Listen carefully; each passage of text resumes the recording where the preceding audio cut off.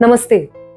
बहुत से लोगों को काम से या कोई भी अन्य कारणों से लगातार सफर करना पड़ता है, यानी ट्रैवलिंग करना पड़ता है। आजकल की लाइफस्टाइल में सभी के लिए ट्रैवलिंग बहुत जरूरी हो गया है। ये जो लगातार सफर करने से हमारे स्वास्थ्य पर उसका कुछ न कुछ प्रभाव होता है। ऐसे में स्वास्थ्य की देखभाल कैसे करनी चाहिए, ये हम आज के वीडियो में देखेंगे। आप सभी का स्वागत है अरहम आयुर्वेद इस अपने ही यूट्यूब चैनल में। मैं डॉक्टर स्मिता बोरा, आयुर्वेद कंसल्टेंट। आयुर्वेद के प्राचीन सिद्धांतों को अपनी जो आज की लाइफस्टाइल है, मॉडर्न लाइफस्टाइल है, उसमें उपयोग करके अपने स्वास्थ्य को उत्तम रखने का प्रयास इस चैनल के माध्यम से हम करते हैं। अब पहले देखते हैं कि लगातार ट्रैवलिंग करने से शरीर पर क्या असर होता है। इसे संस्कृत में कहा है अध्व, यानी पैदल चलना या किसी भी व्हीकल से सफर करना। इसका शरीर पर क्या प्रभाव होता है ये भी आयुर्वेद में बताया है। जब शरीर को गति मिलती है, चाहे वह आपके चलने से हो या किसी व्हीकल से हो, जितना ज्यादा स्पीड होता है उतना ही शरीर में वात दोष बढ़ता है, ऐसा आयुर्वेद का सिद्धांत है। विशेष रूप से वात के बढ़ने से हड्डियों को और जोड़ों को जो है क्षीणता हो सकती है। जो लोग बहुत ज्यादा ट्रैवलिंग करते हैं उनकी रीढ़ की हड्डियों पर उसका एक आघात होता रहता है, इसलिए कमर और गर्दन की रीढ़ की हड्डियों की कुछ समस्याएं हो सकती है। अक्सर जो ड्राइवर्स होते हैं उनके मामले में घंटों तक एक ही स्थिति में बैठे रहने के कारण बवासीर जैसे प्रॉब्लम्स भी हो सकते हैं। आयुर्वेद यह बहुत बारीकी से सूक्ष्म विचार करने वाला शास्त्र है।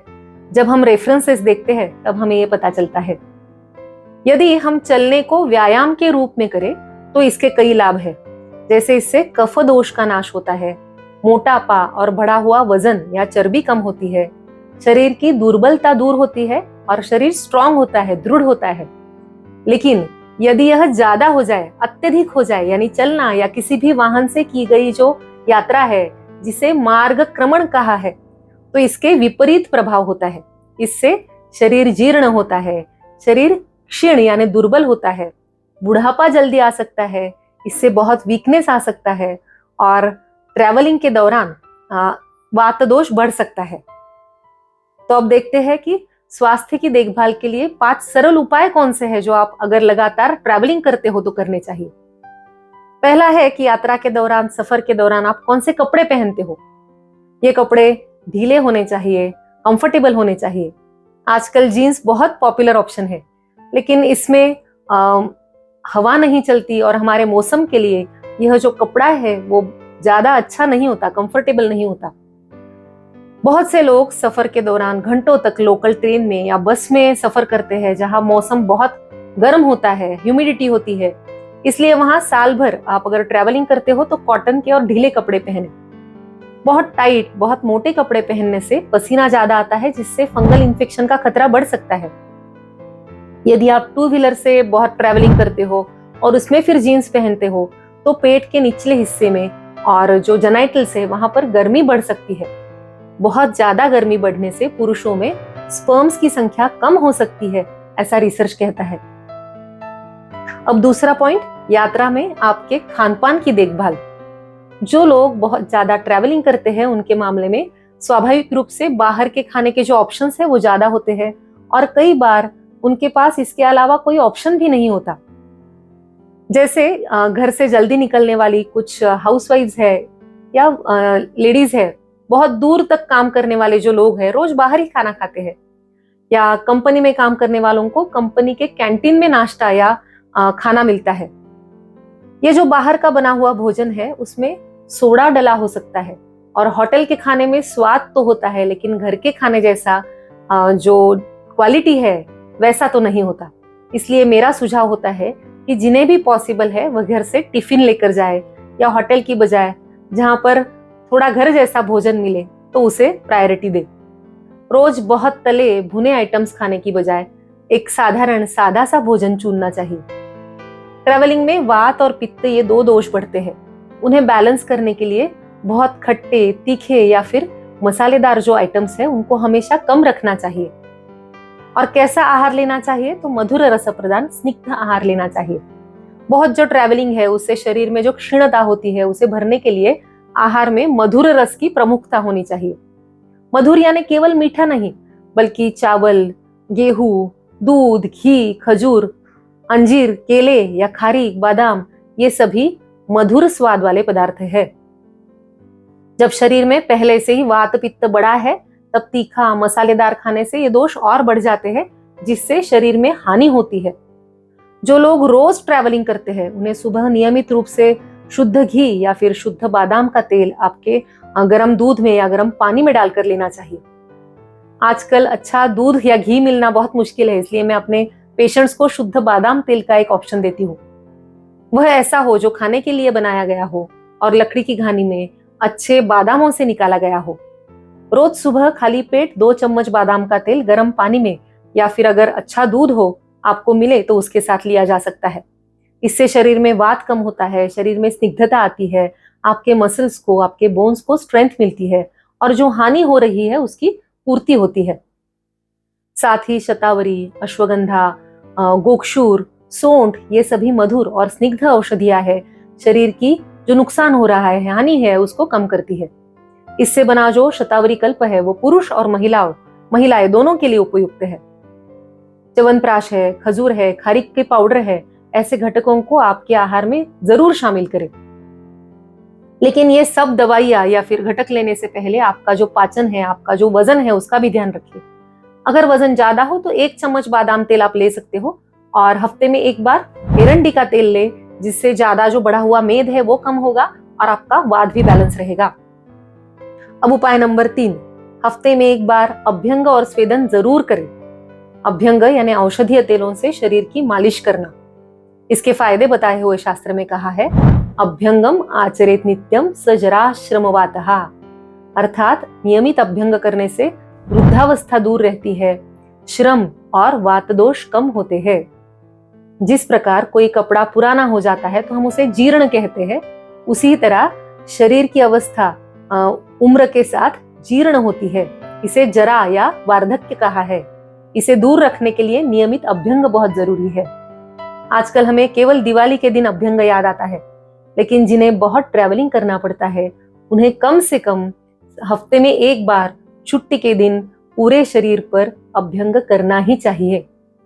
इसके लिए भी आप तिल का तेल, बादाम का तेल, नारायण तेल, अश्वगंधा तेल, ऐसे में से कोई भी औषधि तेल का उपयोग कर सकते हो।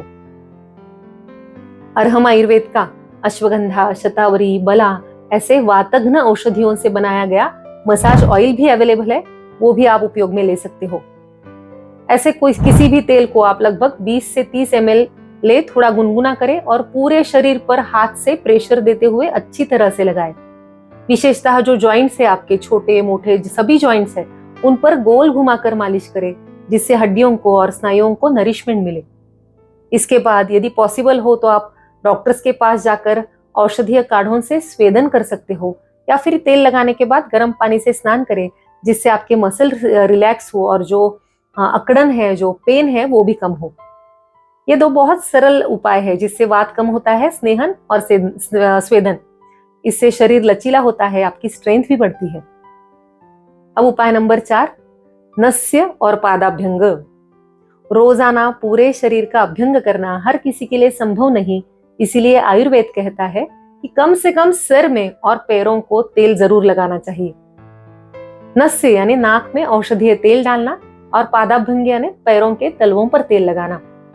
पैरों में विशेष रूप से वात दोष बढ़ता है, इसीलिए प्रतिदिन पादाभ्यंग करने की आदत डालनी चाहिए।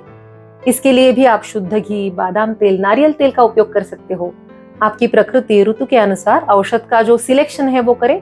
यदि गर्मी ज्यादा हो तो शतधौत घृत या घर का घी इस्तेमाल करें।